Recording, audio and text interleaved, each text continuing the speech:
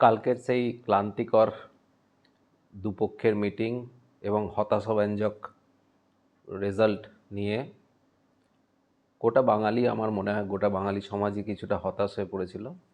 তবে হ্যাঁ, আজকের এই সুপ্রিম কোর্টের প্রসিডিংস দেখে আমি তো যথেষ্ট আশাবাদী এবং আমার মনে হয় বাংলার সবাই আজ আশাতে বুক বাঁধছে যে কিছুটা হয়তো আমরা জাস্টিস পেলেও পেতে পারি।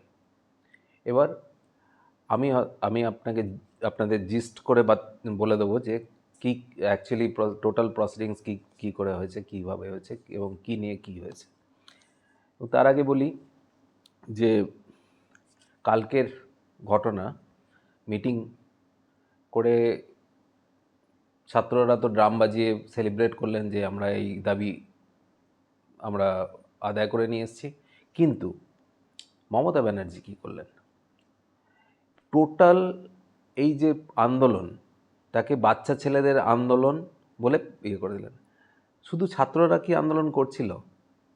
যারা এত এত হাজারে হাজারে লাখে লাখে লোক justice, we want justice, we want justice বলে সবাই বাচ্চা ছেলের, মানে একটা অদ্ভুত মমতা ব্যানার্জি সুলভ নাটকে ভাষায় বলে দিলেন ওরা বাচ্চা ছেলে, তাই ঠিক আছে মেনে নিলাম, এখান থেকে ও ওখানে, ওখান থেকে এখানে, মিটে গেল।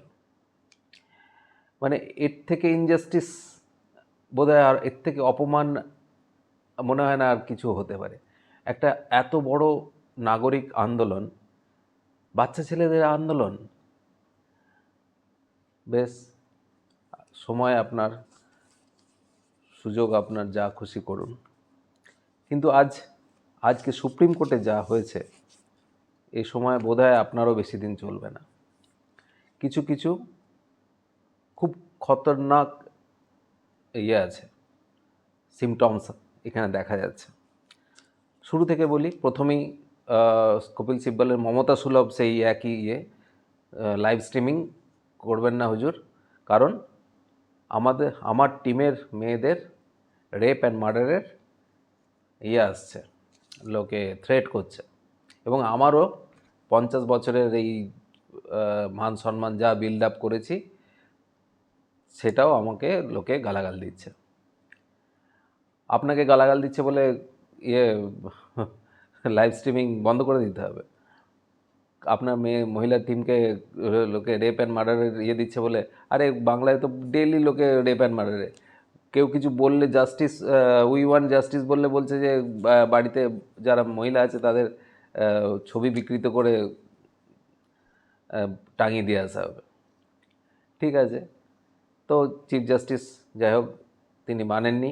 তিনি বলেছেন এটা কোর্ট ইজ ওপেন অ্যান্ড লোকজন, টোটাল পাবলিক এর এতে ইন্টারেস্ট আছে এবং পাবলিকের সেন্টিমেন্টের সাথে জড়িত এবং পাবলিক জানতে চায় কি হচ্ছে কোর্টে, তো লাইভ স্ট্রিমিং করা হয়েছে।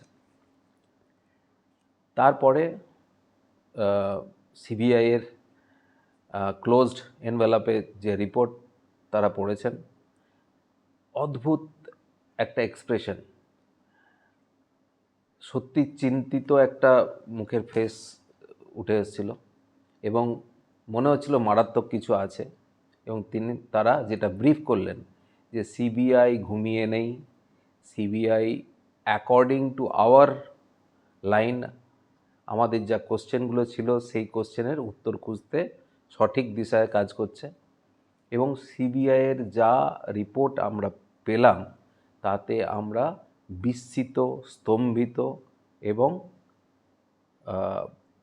এক প্রকার আতঙ্কিত। তো তার মানে এই রিপোর্টে কি আছে আপনারা বুঝে নিন। এরপরে কি হলো? এরপরে এলেন ডক্টরস, জুনিয়র ডক্টরসদের কেস। এবারে যিনি লড়ছেন ইন্দিরা জয় সিং, অদ্ভুত কায়দায় লড়লেন। একে তো মহিলা এবং যে তার বয়স, টোটাল অ্যাডভান্টেজটা নিয়ে আজকে সত্যি খুব ভালো লেগেছে যে কপিল সিব্বালকে একদম দাঁড়াতে দেননি। এবং সব থেকে ভালো যেটা লেগেছে যে তিনি একদম যেন মাতৃসুলভভাবে এই কেসটিকে লড়েছেন, মানে সন্তানদের জন্য কেস লড়ছেন, এইভাবে তার অ্যাটাচমেন্ট লেগেছে। কারণ কি, যেটা প্রথম থেকে মনে হচ্ছিল, যে পয়েন্টটা অ্যাকচুয়ালি সব থেকে বড় পয়েন্ট, সেটা কেউ আজ পর্যন্ত বলেনি, সেটা আজকে উনি বলেছেন যে কেন ভয় পাচ্ছে, ভয় পাওয়ার কারণ কি। তারা ভুল হোক ঠিক হোক, তারা মনে করেন যে এই ঘটনা যারা ঘটিয়েছে তারা আজও আরজি করে ঘুরে বেড়াচ্ছে। তাহলে বাইরে 4টে সিআরপিএফ বা পুলিশ বসে থাকলে সেই সেই ব্যক্তিদের সাথেই তো আমাকে ডিউটি করতে হবে। তা একটা মেয়ে সে আবার সেই ব্যক্তিদের সাথে ডিউটি করতে যাবে হসপিটালের ভেতরে, ইজ ইট কোয়াইট সেফ? কী করে সেফ মনে করবে তারা?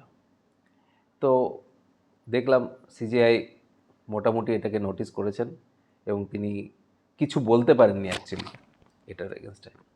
কপিল সিব্বাল বারবার একটা এই কথা বলে যাচ্ছিলেন যে কবে জয়েন করবেন, একটা ডেট দিন। ক্লিয়ার বললেন কোনো ডেট দেওয়া আমার পক্ষে সম্ভব নয়, তারা জিবি করে ডিসিশন নেবে, আর আপনারা প্রচণ্ডভাবে হিউমিলেট করার চেষ্টা করছেন, এটাকে বন্ধ করা উচিত। এই প্রথম দেখলাম কপিল সিব্বাল মানে জাস্ট একদম ব্যাকফুটে কোনো রকমে সারভাইভ করার চেষ্টা করছিলেন। সেকেন্ড, এটা তো গেল থার্ড হচ্ছে আমাদের নির্যাতিতার ফ্যামিলি, সেখানেও একজন মহিলা আইনজীবী ছিলেন, তিনি সিবিআইকে লেখা এক চিঠি চিফ জাস্টিসকে ধরিয়ে দেন এবং সেটা পড়ে চিফ জাস্টিস বলেন যে যা কোশ্চেন এরা রেজ করেছেন খুব সঙ্গতিপূর্ণ কোশ্চেন এবং এর মধ্যে অনেক ক্লু আছে, মানে তাদের অবজারভেশনস অ্যান্ড কোশ্চেন্স, এই টোটালটা খুব জলের মতো করে তিনি লিখে দিয়েছেন। যে কোশ্চেনগুলো আমার মনে হয় আমাদেরও আছে, সেই কোশ্চেনগুলি নির্যাতিতার বাবা তার সাথে তার নিজস্ব observation during that incident, after that incident, whatever they have seen, তারা ওটা লিখে দিয়েছেন। এবার সেটাকে চিফ জাস্টিস বললেন সিবিআইকে এটাকে নোটিস করতে এবং সেটাকে তাদের যা কোশ্চেনগুলো আছে সেটাকে ক্লিয়ার করতে। তারপরে হলো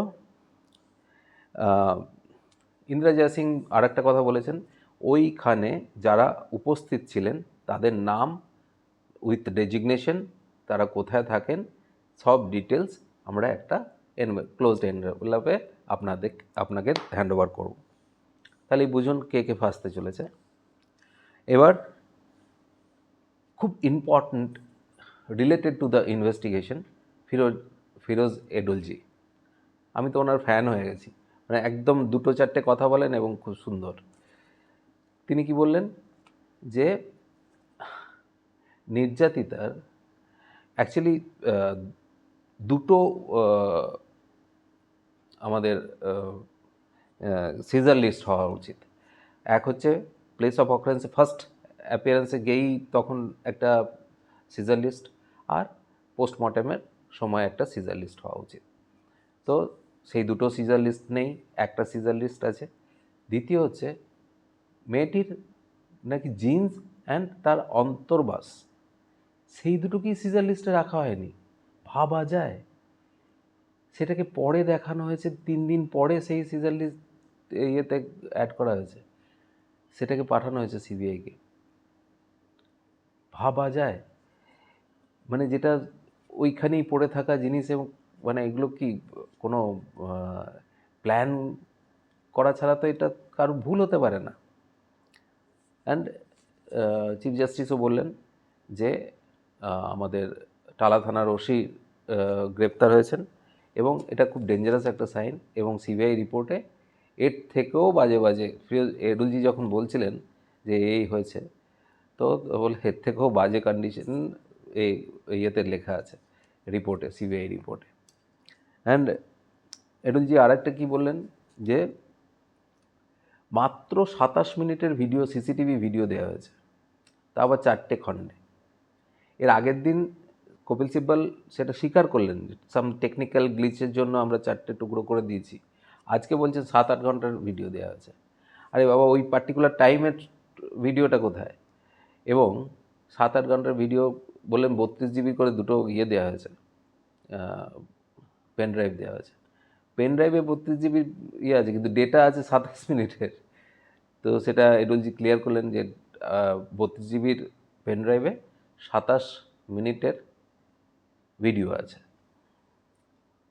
তো জাস্টিস বললেন, চিফ জাস্টিস বললেন ওটা পুলিশের কাছ থেকে নেয়ার কথা, তা নেয়ার জন্য।